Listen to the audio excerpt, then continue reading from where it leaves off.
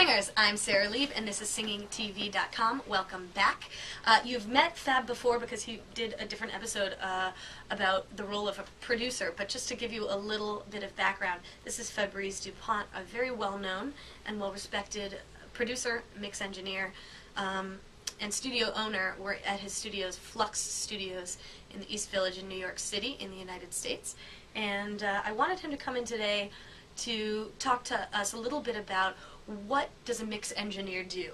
We know that an engineer, as we said in the last video, is the person who deals technically with all the hardware and software that it takes to record singers, but also instruments and any kind of instrumentation that happens in a studio.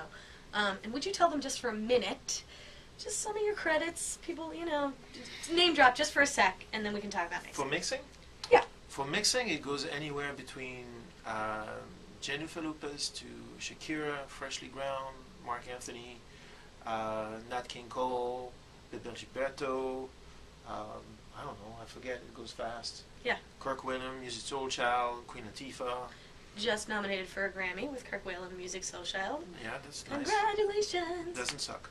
Totally. Yeah. So anyway, the reason I asked him to name drop is that that you can see this is someone who's very talented, who's successful in the industry, and you're able to get some tips from him. So tell the Singing TV community what exactly mix engineering is, what it consists of, how it's different from production, and what you do.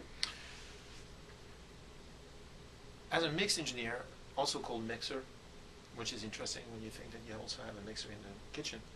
I definitely have a mixer. It is not that different from your mixer in your kitchen, really.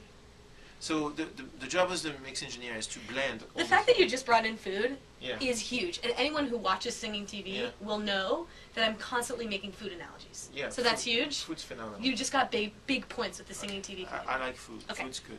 I need more food. You got Vietnamese downstairs. That's true. I'll abuse that. So the mixing engineer's job is a little bit like the mixer in your kitchen. It's to blend all the tracks. So if you're doing a straight ahead record like yours, which is not that straight ahead, but if you're doing a jazz record, a modern jazz record, if you have 24 tracks, 16 tracks, life is good. Because there are not that many tracks.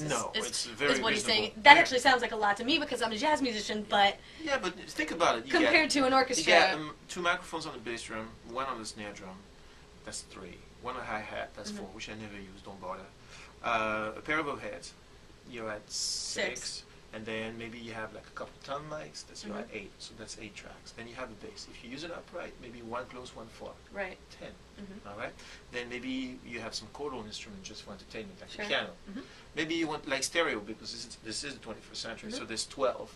And then you have a singer, so that's 13. And then maybe like a couple reverbs or congas or whatever, 16. It goes quick, right? So that's a reasonable record. Or we also had a sax player, right? Sax player, they qualify. So now you had like 20 tracks. They're out. They don't qualify. And you just, you went from 0 to 20 in like pretty 60 quickly. seconds. So that it is what it is. For people to be able to listen to a record at home, you have to mix down those 20 tracks into 2 tracks because we work in stereo these days. Meaning, if you were listening, maybe you want to listen to a singer, you don't want to just hear the drums because you're not listening to the drums, you're listening to the singer. Which isn't to say that we don't listen to a record to listen to the drums, but drummers do. Yeah, right. Yeah. Well, and when you've got my drummer on my record, you're listening just for him. Yeah, it's not bad. Totally. So the job of bringing that stuff down involves from 20 to 2, and if you're doing a modern R&B record that just finished producing the record for the Nubians, that was 120 tracks per song. It's sheer insanity. So bringing all that stuff down to stereo involves a lot of choices and a lot of aesthetic choices. How loud is the vocal going to be? Is it going to be bright? Is it going to be dry? Is it going to be wet? Is it going to be in the middle? Wet meaning with more reverb. Lots of reverb and echo, or nothing. Dry being without it. Yeah.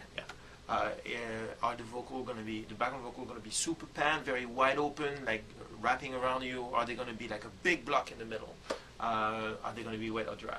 Is the bass drum going to make you nauseous? It's so loud.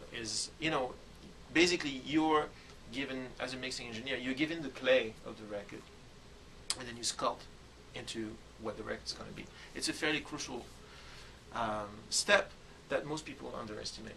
And what usually happens is they get a demo, they go to the session, they listen to the rough of the session, or if you're working at home in GarageBand, you work on your song for 8 months, and tweaking this, tweaking that, and going crazy about everything, and then you have this rough mix that you've been listening to for 8 months, and you give it to another pair of ears, your mixing engineer, who listens to it and puts his vision on it and goes, this is what this should sound like. If you're hiring somebody who's good and giving the right references, I strongly urge you to trust that person, because you're hiring that person for their vision on your record. Yeah, let's talk about trust for a minute, if you don't mind, because to me, being able to trust both my producer, my mix engineer, above all, is a big thing. Even my engineer. It's really difficult because it's your baby. Right. It's only like I'm mixing your record. It's my baby for 3 days. Right. It's your baby for the next 10 years. Yeah. So you have to find somebody who's aware of that major detail. Because otherwise, if you have somebody with a huge ego who's only listening to the record for what they're going to do for it, with it, and what it's going to do for them, then you're in a heap of troubles. Right. You don't want to mix my record going, I want to be nominated for a Grammy for mixing this. No. You want to mix my record going, I want Sarah to listen to this and go, I am the happiest person ever. Yeah, and also, but I also know, okay, Sarah is a jazz singer. She sounds a little bit like this jazz singer. She likes, like, you know, I hear some Ella influences, and I hear some Mark Murphy influences. So I'm like, okay, and I'm in my head, I'm like, okay, who's going to listen to this? People who like Ella and Mark Murphy and other people. And then there's a little more of a backbeat vibe on some things, so it's more modern. So these kind of people would be interested. What do they listen to? What does that stuff sound like? Can I make it sound like that but better? There's always but better, right? You always want to do that but better.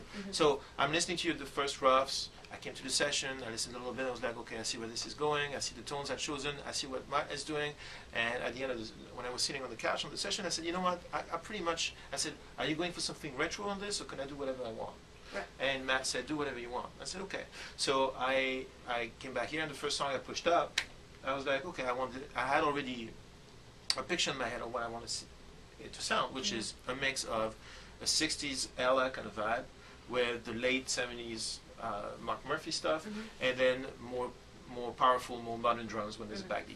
That was what, if I close my eyes and I listen to the record in imagination in my head, that's what I wanted, and that's what I worked towards. So a little drier, right? Because drier meaning a little more modern. Very often on older jazz records, you've got a lot of reverb. It sounds like they're in a big hall or something, which can be great, but the modern sound is a lot less wet. It's got a little less reverb. Everything has been recording much closer these days. You know, if you listen to a good Sinatra recording from the 60s, those are Frank Sinatra and Count Basie Orchestra at the Sands 1961. That's pretty much the epitome of perfection of jazz recording. But there's a plate reverb, which is a plate reverb is an artificial echo that's actually consisted of a big 4 foot by 8 foot steel plate inside a piece of wood that would resonate to whatever you sent to it.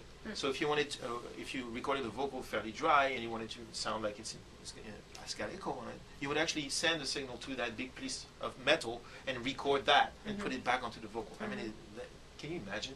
It's interesting when you visit. I went to Detroit once and visited Hitsville Yeah. To see what that Motown sound was like. And have you been? No, but I know what it is. Yeah, it's interesting. You walk into the room and there's this big. It's just sort of like an empty. It's like if somebody put a skylight into their ceiling, but there was nothing there, and so it's a big empty box sort of above where the singer's sang. Yeah, that was really interesting to see. In LA, before the plate was invented, they had chambers, which were you know how you go in your bathroom and it sounds different than you go in your okay. Well, they had empty rooms tiled with microphones in them and little speakers in them, and they would play music in there and record the sound of the room, and that would be your echo. So it sounds like an echo chamber. Yeah. So it's crazy. So modern records tend to be recorded closer, and you have software drier. that does that. You right? have so software that does that. Although it's a debate as to whether software sounds as good as the old stuff. Depending on how you use it, you can do great things with it. If the music's good, it really doesn't matter. This has always been which is kind of like counter to what I should say. But if the music is good, the sound doesn't matter. It's always better to have good music and good sound. Absolutely. I've walked out of many concerts because the sound was horrible, Mm. and I can't really listen to a CD that sounds bad, no matter how great the song is. It's an unpleasant experience. So that's what a mixer does. The mixer will how can I put this? The mixer would put a pretty dress on a pretty girl, right? So you have a pretty girl, she's naked, that's very enticing. But if you want to dress her up, you put a pretty dress. I pick the dress, and I organize it so it looks nice. That's what I do. Beautifully said. Thanks so much. Fabrice Dupont, also known as Fab, owner of Flux Studios in New York City, is a wonderful producer, mix engineer. Thanks for being here. Thank you, darling. My pleasure. Thank you. This is SingingTV.com. I'm Sarah Lieb, and together you and I, we're making singing simple.